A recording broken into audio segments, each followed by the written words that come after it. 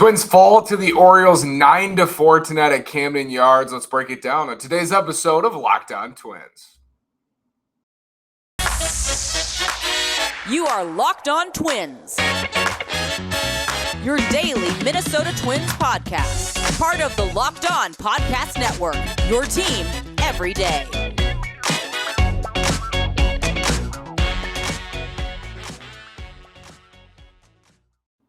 And welcome to the Locked On Minnesota Twins podcast. Today is Wednesday, May 4th, and I'm your gracious host, Nash Walker. Today's episode is brought to you by Blue Nile. This Mother's Day, give mom something she'll treasure forever with fine jewelry from BlueNile.com. And Locked On Sports listeners get $50 off $500. Use code LOCKEDON at checkout. Again, this is Nash Walker. Been writing at Twins Daily for over 2 years. Been hosting this podcast for over 2 years. Season 4 at Twins Daily. Season 3 as host of the pod, and I'm coming to you after a Twins loss. Let's talk about Dylan Bundy tonight. Let's talk about Moran making his season debut tonight for the Twins. Jose Miranda, more on this lineup. Carlos Correa, Byron Buxton sits. A lot to get to tonight, but first, let's start with Bundy. That's 2 starts in a row, and I am on the record saying after the Bundy signing and prior to the season, the leashes have to be short for these one-year deal guys. They have to be. You can't let what happened last year happen again with J-Happ and Matt Shoemaker. I will say last year, they did not have pitchers in the minors who could fill those spots. They had a lot of injuries in the upper minors. Their top pitching prospects were hurt or ineffective or at Double-A, and they couldn't call those guys up. They planned to bring Josh Winder up later in the season. Then he had shoulder soreness. Yohan Duran was shut down with an elbow problem. Balazovic had a knee issue, I believe, at the beginning of last year. Might have been a back. This year was a knee. But anyway, he was out early, so they wanted to get him time at Double-A. They didn't have those reinforcements last year to uproot both J-Happ and Matt Shoemaker, and those two just destroyed the rotation. They did. They were that bad. And this is 2 starts in a row. Dylan Bundy has given up 15 combined runs in his last 2 starts. We know this stuff is not there. Like, we know he's throwing 89 with the fastball. We know he's throwing 79 with a breaking ball. What made him really solid here in the early going was he was locating very well. And tonight, as soon as things started to get a little hairy, his command just evaded him. He didn't have the command after he lost it just a little bit, gave up big-time hits, couldn't get hitters out, couldn't put guys away. And that's the problem when you don't have the stuff. You have trouble putting guys away. And that was the problem with J-Happ. That was the problem with Matt Shoemaker, on top of other things with those two. When you can't put guys away, it puts you in a tricky spot. It makes you have to be perfect. And Dylan Bundy has to be perfect at times with his location because his stuff just isn't great. Like, he's a 1-year deal, $4 million pitcher. You get what you pay for, and he was terrific. This is 2 bad starts. I'm not saying this is going to destroy his season. His season's over. I'm not saying that at all. I'm just saying this year, those leashes need to be shorter. The Twins are 15-10. They have at least a 3.5-game lead in the American League Central. These types of starts, they're going to happen, but you can't let them happen continuously. If Dylan Bundy goes out there another time, I don't think they should pull him from the rotation right now. But if he goes out and does that again, and Winder's healthy, and Sonny Gray's back, and Ober's back, heck yeah, he's gone. Either to the bullpen or figure out another spot for him. This team they're trying to win.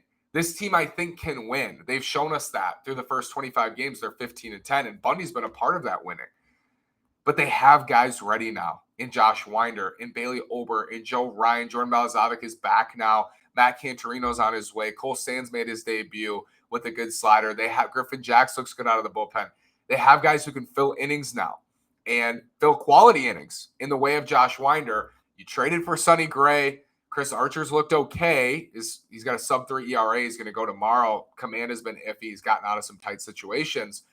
But you can't let the 1-year deal guys hamper you as much as they did last year. There's a middle ground. That doesn't mean you cut at the first sign of failure because you still need arms. You need depth in a 162-game season. They're going to need Dylan Bundy in the early going to just get some quality innings. But got to have a short leash this year. I just think that's not a question. 10 hard hit balls tonight. The Twins were unlucky tonight. They had a higher expected batting average than the Orioles. They hit the ball hard. They went down 6-0. They scored 4 runs in the next half inning. Gilberto Celestino puts together a terrific plate appearance and lines right into Gary Sanchez, who's running to second base. That's out number 3. It would have been a tie or 6-5 game with Luis Arraez coming up, and Kyle Bradish struggling mightily, the Orioles starter. So who knows what would have happened at that point. Many were asking why Dylan Bundy was out there for the 5th inning or the 4th inning at that time. And I will tell you, the Bailey Ober injury makes the long relief situation worse. Losing Ober from the rotation and basically replacing him with Josh Winder, I don't expect the rotation to take a huge step back, but you've lost a little bit of that depth. You had a luxury item in Josh Winder as a long reliever. Now he's stepped into the rotation because Gray and Ober are hurt, and you need him in the rotation. I'm fine with him in the rotation. You look fantastic in St. Pete, but you don't have him for long relief. So you don't have a long reliever back there. Griffin Jacks, you've now decided, or at least has thrown the last couple of days in 1-inning stints or 2-inning stints. You don't have someone back there who can make up the 4th, 5th, 6th, 7th inning. You have to make up those innings. You don't want to use Yohan Duran in a game like that.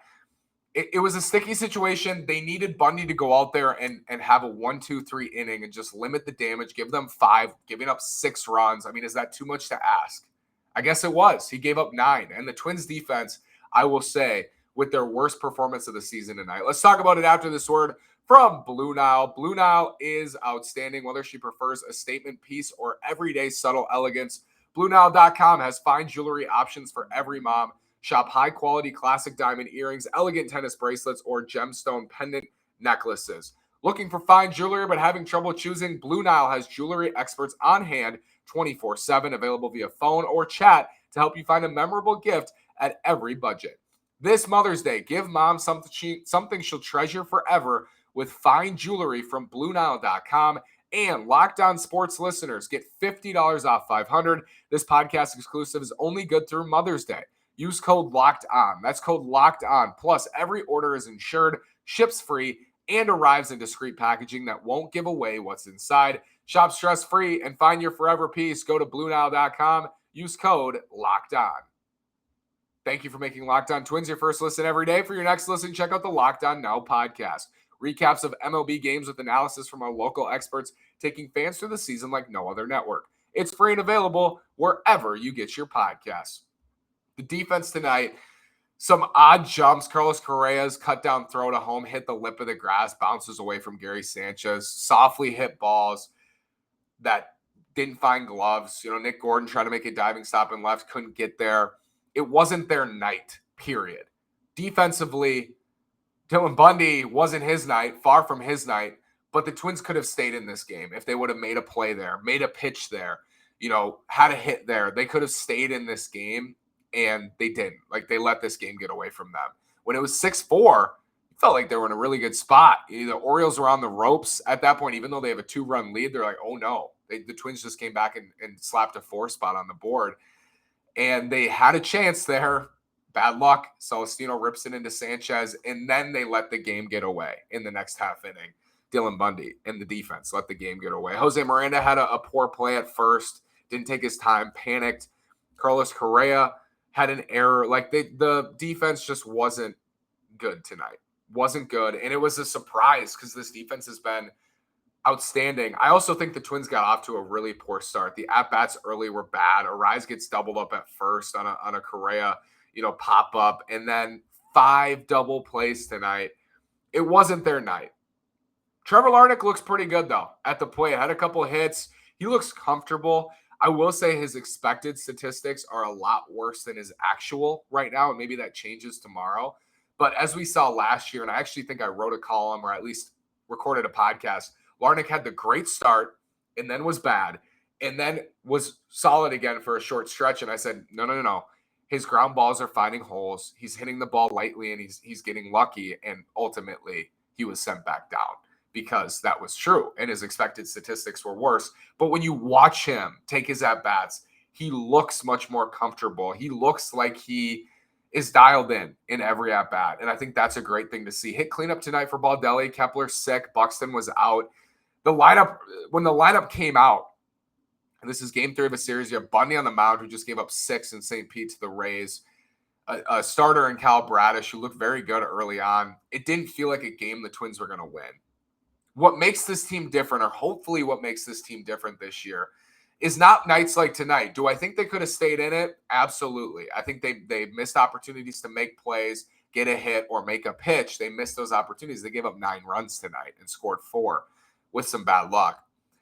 They could have stayed in that game. But what's defined this team so far is they have a bad loss in the opener against the Rays. They bounce back for 2 blowout wins and they win the series. They have a loss in Kansas City. Offense is terrible. Joe Ryan comes back the next day and shuts out the Royals, and the Twins win 1-0. How do they come back the next day? Because if you come back tomorrow and you beat the Orioles tomorrow, 3 out of 4 was the goal. It's just about the goal in these series. It sucks to leave things on the table. You don't want to leave outs, runs on the table when you feel like you could sweep a series. But credit to the Orioles. They've come in with good plans, I think, all 3 games. The Twins have won 2 out of 3.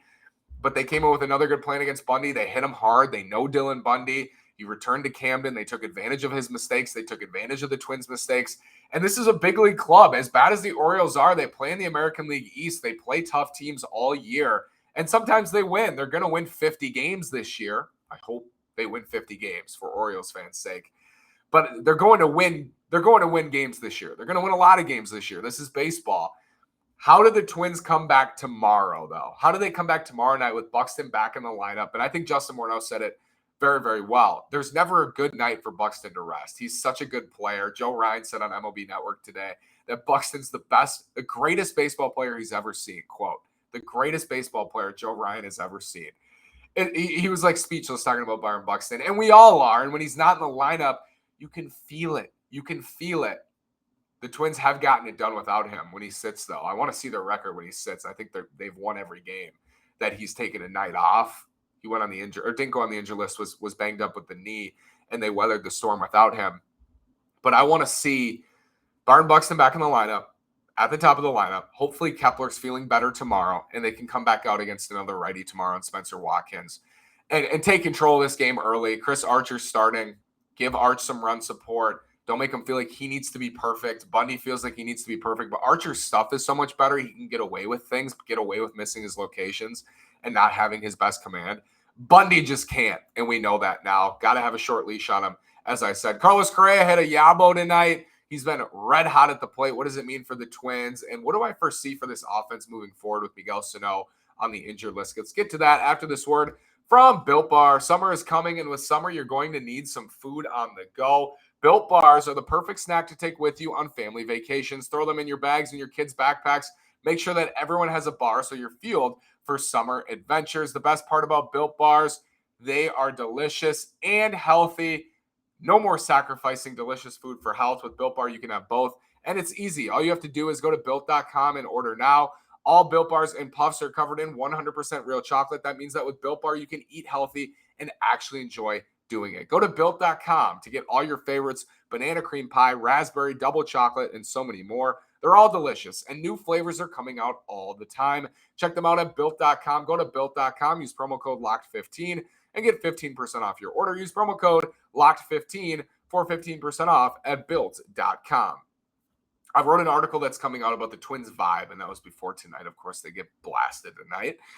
I wrote an article about their vibe with Carlos Correa, how well he's fit in here early on. And even when he wasn't hitting, showing his value defensively, showing his value in the dugout, showing his value as a leader. Now he's hitting in a huge way, and he's just creeping back up. Like, pretty soon he's going to be at his career line, which is a 20 to 25% above league average hitter. In his best years, gets up to 30% better than league average, and a terrific platinum glove shortstop. A 6-7 win player if he plays 140 games. That's who Carlos Correa is.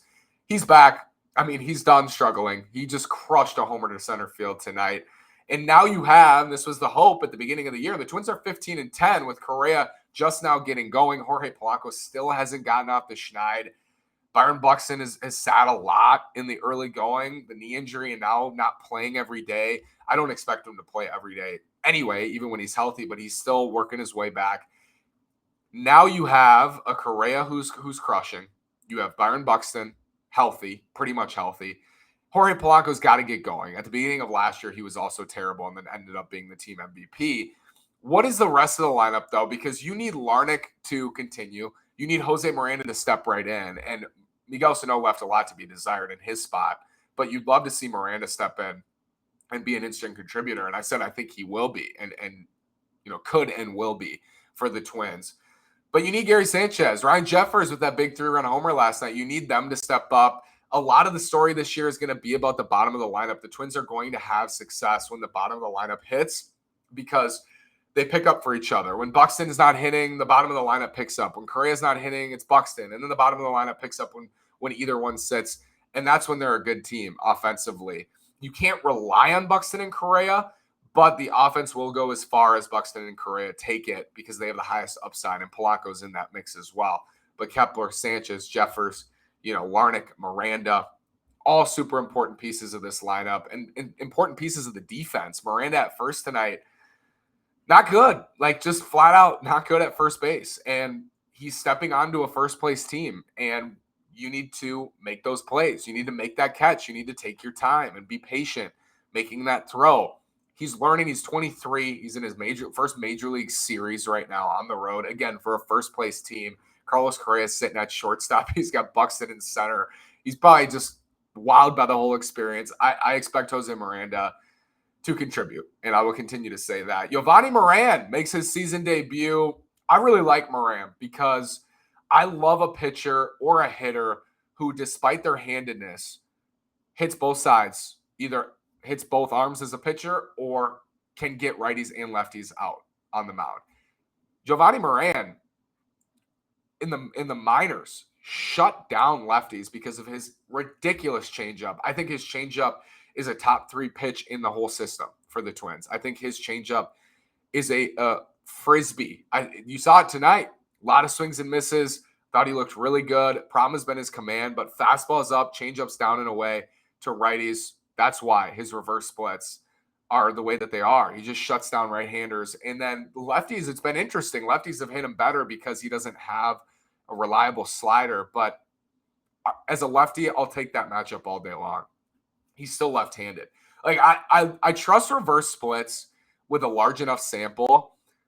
But someone like Tyler Clippard for the Twins, who got lefties out better than righties as a right-handed pitcher, I still felt comfortable with him out there against righties because it's still righty-righty. It's still a disadvantage for the hitter unless it's, Mike Trout or the best hitters in the game. If you're a reliable reliever and you have the stuff to get both righties and lefties out, which Yovani Moran has, I feel comfortable against both righties and lefties. And I think that Moran can fill a multi-inning role a la what Yohan Duran's doing right now. I think he could do the same thing and not going to get guys out and dazzle the way Duran does, but efficient. Griffin Jacks does it as well. Twins are prioritizing guys in the back end, I think, who can give them multiple innings. You saw Danny Coulomb go for multiple innings tonight. You've seen Caleb Diobar go for multiple innings, but more so Duran and Moran, where you're thinking, okay, they're going to get 2 innings here in a close ball game or in a semi-close ball game. I think Moran can be that guy as Duran is.